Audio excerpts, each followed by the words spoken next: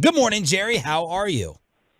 Hey, good morning, guys, and great to be on with you, and happy holiday season. Yes, sir. Right back at you. Jerry, we are very interested and eager to get your first comments on Shaq Leonard picking the Eagles over the Cowboys. What is your reaction to that? Well, of course, we very easily could see him out here against us Sunday, and I just have to almost step back when I think about, man, these are the times we're in when a player like that can be available and pick his team, which he can and does, and be on the field within 3 or 4 days. And so it's just a unique period of time, and not in any way, if I sound like I'm complaining, I'm not, but that's just unique to me to think he could hit the ground running and be out there playing against us Sunday. But certainly on an individual basis, wish him the best. He deserves that. He's had a very distinguished career. There was absolutely never a dollar, never any money mentioned. I met with him, had lunch with him, and had a good visit with him, but there was never a financial issue at all. And so that wasn't the case in any way. He apparently wanted to go where he thought he had the best chance. And again, certainly recognize and honor his decision there. It never was an issue for us regarding our confidence that we've got in our linebackers. And one of the things that you do is when you bring a player in at any position, and if you have players that you really want to keep active and want to stay involved with at that position, then you deactivate somebody at another position. And so it's always a squeeze as you are in the season as to who's going to be active on Sunday, who's not. And that has a lot to do with where you're trying to bolster up your personnel for a game or against a particular opponent. And so these things don't automatically have the fit that you say, oh, my goodness, that can help the Cowboys get him, even if it helps them a little bit.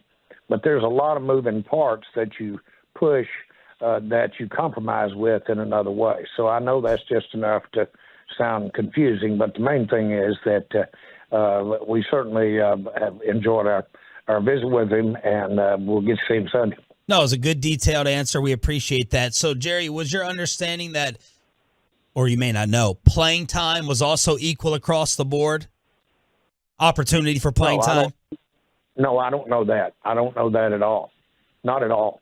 And I don't have any idea how he arrived at his assessment of his time. Yeah. But I don't know that playing time was something that we knew. We don't know what his play time would be either.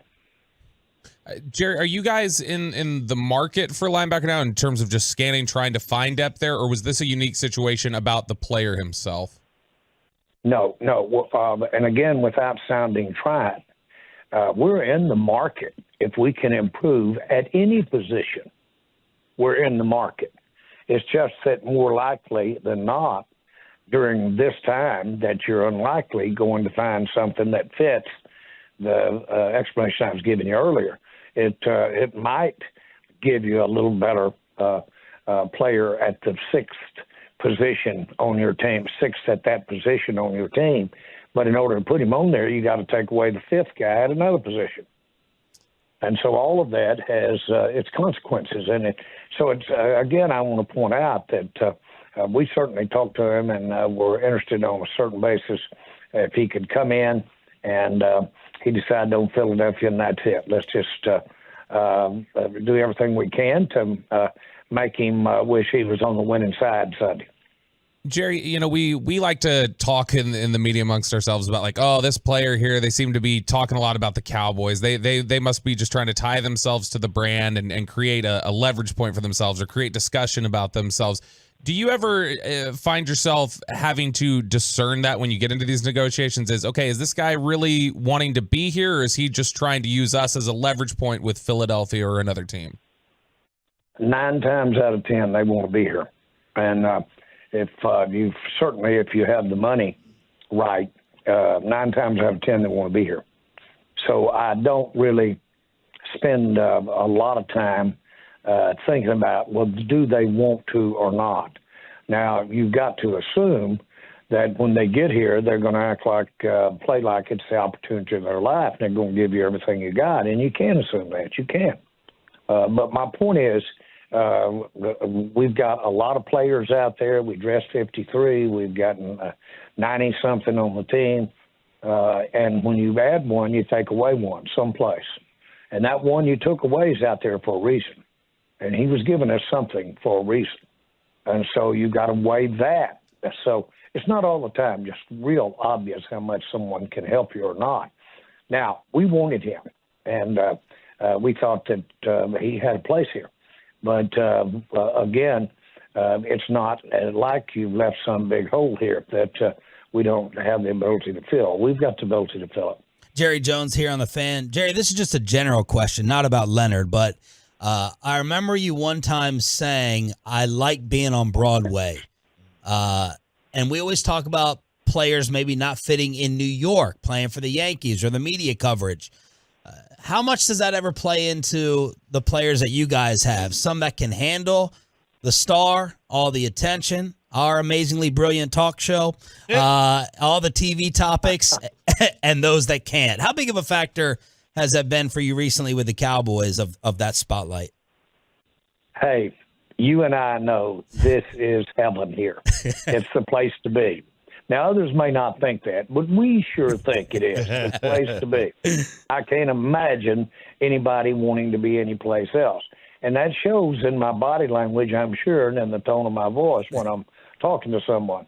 But anybody that has got an occupation of football, if they haven't recognized that this is the football capital of the world, in my mind, in Texas, and certainly with the Cowboys having the status that they have, the interest that they have, all of this is great. Let's say a young man wants to come in here, and then he's not going to be playing football all of his life. And so if he were looking for a place to set roots and really develop a career, because he's just a puppy when he quits playing football, and I say that lovingly. Yeah. He's a young guy. And so this is a fabulous place to have created affinity for yourself, created credibility for yourself, and built a future. And that's pretty apparent. That's pretty easy. That really is easy to sell. Jerry Jones joins us here at 105 through the Fan. All right, take us through the range of emotions watching the Eagles San Fran game. I know Steven said it in the station that you guys were you preferred San Fran win because of the division, but at the same time, did you have a uneasy, demoralizing feeling about how they've separated themselves from everybody else? Well, I presume you're saying they being San Francisco and Philadelphia, but again, I just have respect for their team. Do I think that we have a chance to beat either one of those teams when we play them? Absolutely, I do. Absolutely, we can. And I think we've got an outstanding chance here Sunday against Philadelphia. And I think it won't be the same game when we play any of these teams the second time. It never is. But do I expect all-out, the complete, just an NFL war to over-exaggerate? Yes, I do. Because they've got great players, both teams, San Francisco and Philadelphia. They've got outstanding players. They've got great coaching. But, guys, we do too. So that's what makes the ball game. And I guess that addresses what was going to be my next question, Jerry, the thought and the narrative, your reaction that, I mean, it's clear. It's clear that San Fran is on another level, and then you got Dallas and Philadelphia. Could you buy along with that, or you're just saying that's how I would play? Well, I'm not saying it's clear. It may be clear to you, but it's not clear to me. I'm not so sure where that remains. I will say this. We sure have the opportunity. We've got the talent the way Dak is playing, and we've got the opportunity to win any game we play against either of those teams. Jerry, after the San Fran game, it's the offense, and really after the bye week, the offense has taken a complete 180, a tremendous turn. What was the biggest thing that changed there? Was there changes to the offensive system going back to more of last year's stuff? What happened? I think it's execution. I think it's basically the repetition of what Mike is wanting to do with the offensive side of the ball. I think it's repetition by the receivers. I think it's day in, day out work by the offensive line. And I just think you're seeing what happens in football, and that if you work on something, which they have been since spring, that given a chance, which they have had, you get to repeat and you get better at it. And that's what you're seeing. And then, of course, our receivers are getting more comfortable with Dak. Dak's playing as everybody's recognizing, playing at an outstanding level in making decisions, much less executing and physically performing, but in making the decisions. I don't know that I've ever seen him play any better. All of that's what's happening, and they all should get a lot of credit for it, Mike in particular, because he's sold everybody on let's stay with it now, let's stay with these changes, these nuances we're doing. They'll pay off for us. Well, here we go, and we're seeing some of that work pay off. Jerry, how is what this offense that we're seeing right now, obviously be and play fantastic, how is this different from the Kellen offenses that were near the top of the league in rankings that you had in the past? I think that we probably are getting the ball out quicker. Dak is. And I think we're maybe working a little more on one side of the field or the other rather than trying to go through the whole progression across the entire field. I think I'm really respectful and impressed with how our receivers are running their routes. I'm also, I think we've tried to have an offense there that does what Dak does the best. When he's taking it up judiciously when he runs. I think all of those things are a tick up from where he was. Jerry, Pro Football Focus had said yesterday that Dak has the lowest turnover-worthy play rate in the NFL. So, I mean, he has completely, changed his game. He's played at an incredibly high level. What is different about him and his game that turnover-worthy play percentage has just plummeted? Well, we're not asking him to. He's not asking himself to put the ball in harm's way as much. And you do certain things out there, and there's a good chance that you're going to have a bad play, which can result in a turnover. He's doing that less. I'm saying, exposing the ball or the turnover ball, exposing it. It's not being exposed as much. They have a lot of times when they'll grade a throw that is not intercepted, but grade it like an interception because it wasn't the right throw. And they'll grade it that way. Jerry Jones right here on 105.3 The Fan. Jerry, you had told us a few weeks back you were fine with the Eagles' tush-push play. There's a report that Roger Goodell wants to get rid of it. Where do you stand on that topic today before you all have your Sunday night game? I haven't talked to Roger about it. Stephen actually may have, because he's spent some time there with Roger last week, that I didn't, and they very easily could have been talking a little rule change. But the point is that I don't have that kind of issue with those techniques. That, to me, will ultimately take care of itself. We'll either do a better job of getting those interior linemen and getting some pressure back against that. Those things have a way of being adjusted after a period of time. Usually it's cyclical. And when you see something really going, gets an edge on offense, you'll see the defense catch up with it, vice versa. And so I think you'll ultimately see that plugged up, and they'll be doing something else. I don't know that the pushing aspect of it is where the battle is won. I think it's the initial get off. I think it's the initial positioning. I think it's the lineman getting underneath the defensive guy. I think it's the art of the quarterback to feel the soft spots, the crack. Now, I really don't know because I'm laughing, but I haven't done one of these. But I think there's an art of the deal here. And it to me is not a problem. Jerry Jones joins us here, 105 through the fan. Mike Florio tweeted that he got a text from an NFL head coach saying, quote, "It's time for the owners to do something about officiating." What can be done about officiating? It's not so much as something that they could just watch more tape in May. What actually could be done to make the officiating better? Yeah, I must have been in fog for the last 30 years. But any meaningful rule change that I've ever seen in any major issue, no matter defensively, offensive, passing game, running game, the owners approved it. So I didn't realize that we weren't approving officiating. And I know we're paying them, the people that are officiating. That is our money.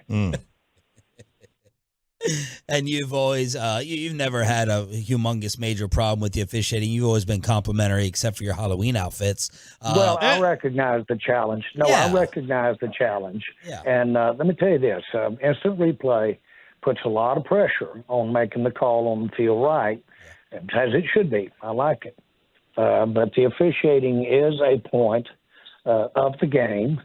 I'm reminded, and I've said it on this show several times, the two baseball plate umpires, and they're retired and they're through, and said they were just having a beer. And one of them said, "Boy, when that ball came down through there, if it got a corner, if it got a little bit of that plate back, front, high, if it was in there, I called it a strike." Said, "I'm proud of my career."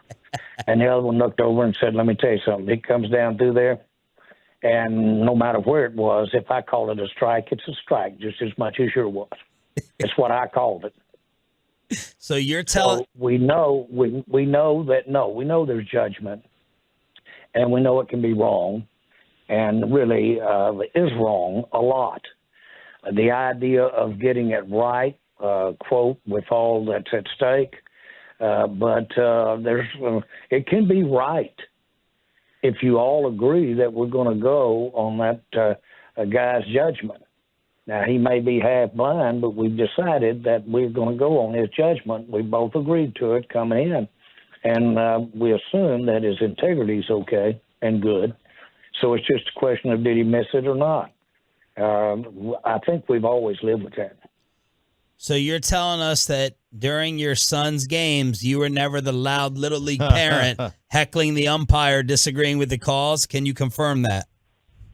I didn't hear anything I said about the hit job that I've put out on officiating in my life.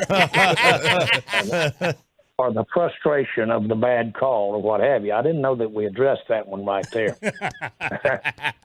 And do I have more foibles than anybody regarding mouthing off about a call going against me?